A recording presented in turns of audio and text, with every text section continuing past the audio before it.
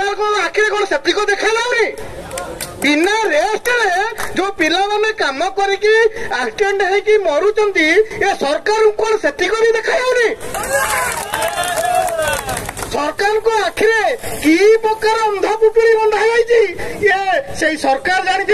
से कंपनी बोधे जानी आम बोधे जानू से भावुंट आम पाखे सब खबर अच्छी आम सब जाचु आ जनसाधारण मानक आज जल भी दबु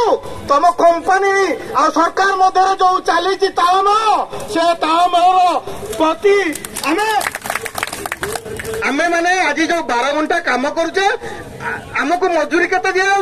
ना 8 घंटार 550 टंका मजूरी अरे सालारी स्लिप कर्मचारी आमर दाबी बेनियम ठकाई